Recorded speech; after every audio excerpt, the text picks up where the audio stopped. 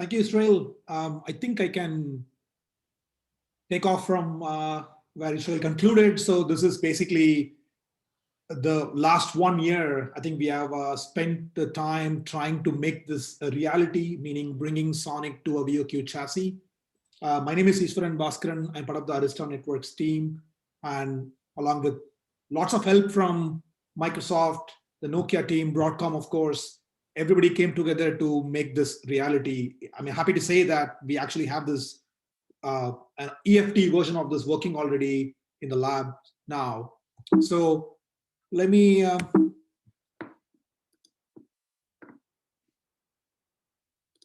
right. Yeah, let me jump into the talk here. So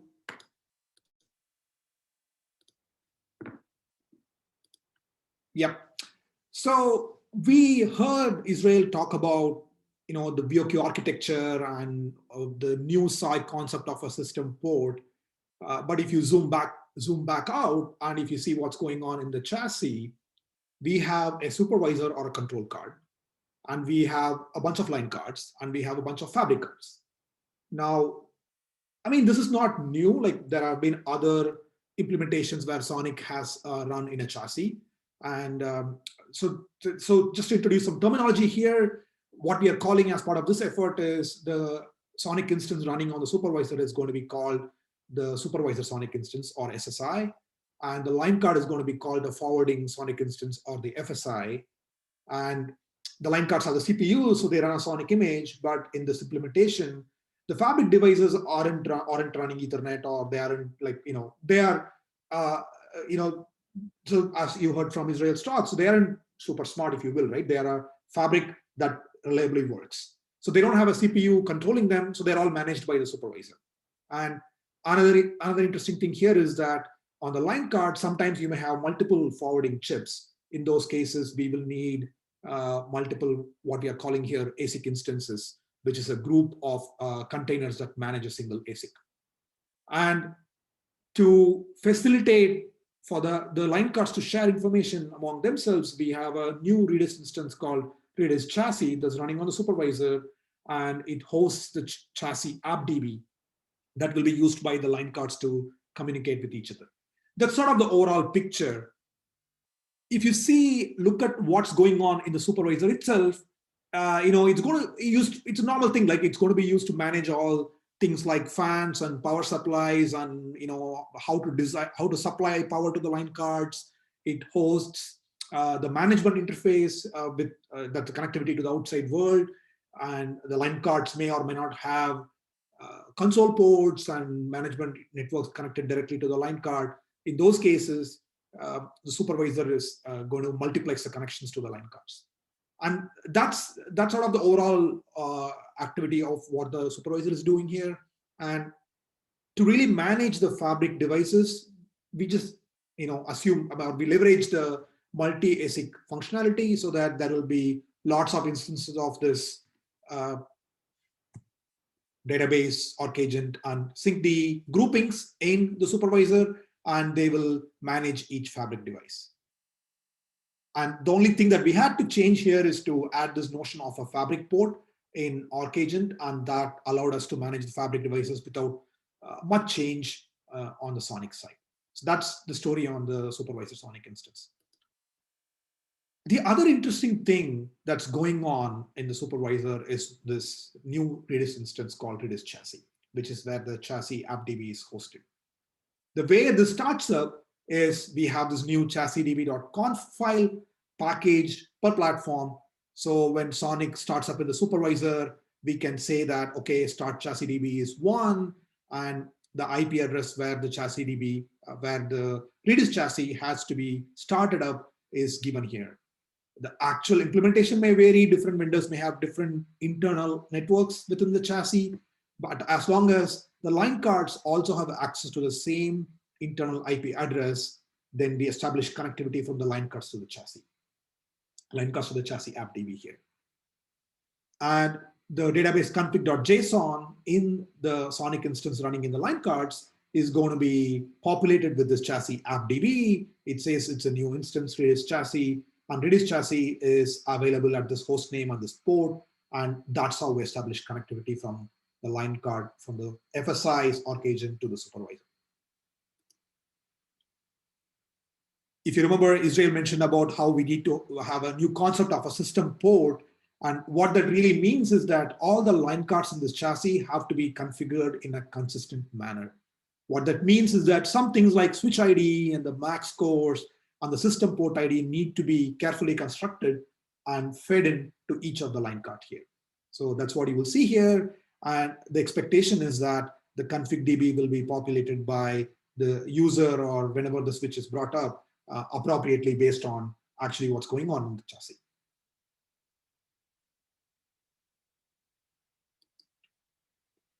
Moving on, there is one other interesting connectivity that we have established inside this VOQ chassis. And this is where I think things get a little interesting. So if you think about a non-VOQ chassis, the idea is that you have BGP instances running on each line card. They establish connectivity over the fabric to the other line cards, and they exchange routes. And we have tried to maintain something similar even in the VOQ chassis instance. Mainly the goal is that we want to have BGP traffic between the line cards go over the fabric, because if something happens to the fabric, then this connectivity drops off, and then we also withdraw the routes. So we are not doing black holing anymore. So that's the goal here. And to achieve that goal, we introduce this concept of an in-band network. What this means is that there is an in-band network that BGP and other applications use to establish connectivity between the various CPUs of the line cards. Now, this in-band network comes in sort of two flavors, if you will. And for a simplified view of one of the flavors is, imagine you have a VLAN in-band network. The idea here is that all of the fabric devices are in an L2 network on all the CPUs of the line cards connect via this L2 network. The way this is achieved is that we create a kernel device called VLAN 3094, and we add all of the system ports that map to all the CPUs in the system to this VLAN device. What happens when we have a VLAN device in SONiC is that when we send a packet or when we inject a packet into this VLAN device, the packet gets bridged in the pipeline. So a naive implementation is that all the packet gets flooded to all the other CPUs of the chassis, and the CPUs that don't care about this packet drop them. The CPU that really wants this packet receives it, and you can imagine the hardware can actually do some learning so that it doesn't flood all the time. Optimizations are possible on top of that.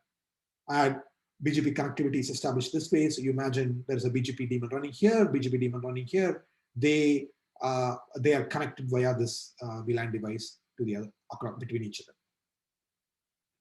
Another implementation of this in-band network is what we're calling a port mode.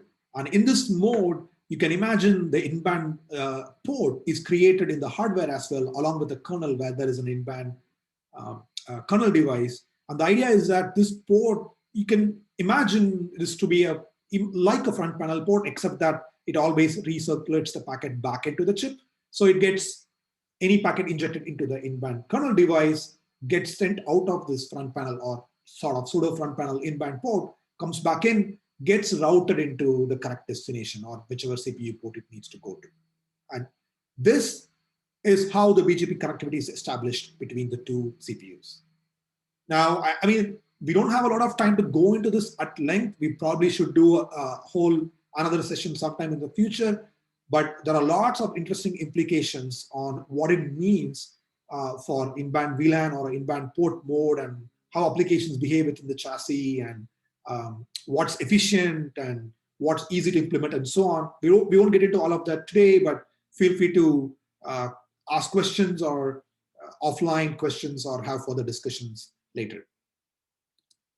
Just to bring the whole picture together, you can see what's happening in this part. So imagine you have two line cards, line card 1 and 2, and there is a BGP connectivity established between these two FSIs.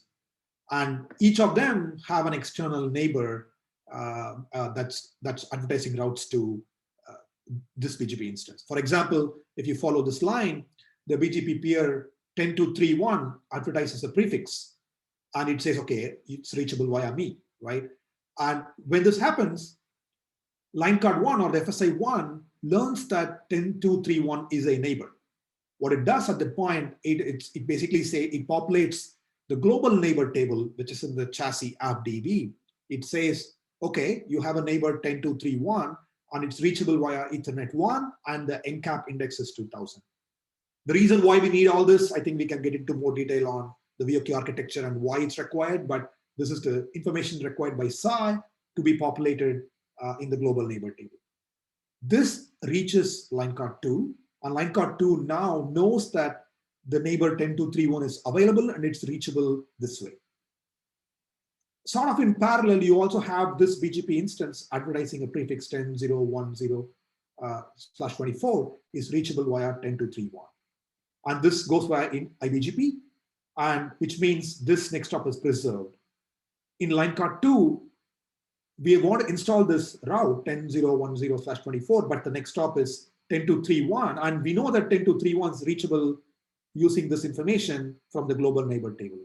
And the hardware fib is programmed with, okay, 10010/24, reachable via line card 1, Ethernet 1, and the encap index is, I think this should say 2000, it's a typo here. So this is sort of the reverse path happens exactly the same way, and then both of them, both line card 1 and line card 2, have kind of the same hardware fib populated at the end of this processing. To take this a step further, you can imagine the same thing happening with ECMP, where both external peers advertise 10010, but with different next stops. And this results in both of the line card 1 and line card 2 hardware fib having this ECMP route with both a next stop from line card reachable via line card 1 and next stop reachable via line card 2. They're both populated in this hardware fib. So this is how this whole thing works today. Again, this is just a sample of what's going on. If you dig deeper, there's a lot of detail that we can cover and spend a lot of time on. And I mean, I'm sure we'll have more questions and discussions later. And the current status is this. So we have, as I said earlier, we actually have a very successful EFT going on right now. And the expectation is that the 2012 release of SONiC will support IPv4, IPv6 routing, and probably also lags with VOQ architecture chassis. And there are some links here if you want to look at more HLD documents on this proposal. If you want to look at more design discussions, please go here. If you want to participate in the chassis subgroup, please join the mailing list here. And again, like there's a lot of contributors from Broadcom, Microsoft, Nokia, and Arista that made this happen in the past year. And they're all listed here. If I didn't list someone, my apologies, it's just my mistake. I think that brings me to the end of this presentation. So any questions, please feel free to ask me or leave it in the chat window.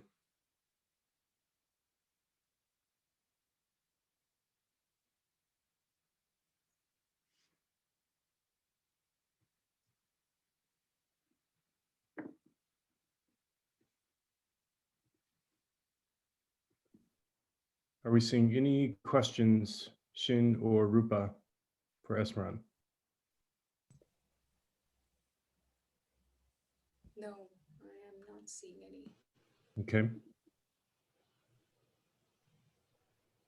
All right. Well, thank you very much, Esmaran.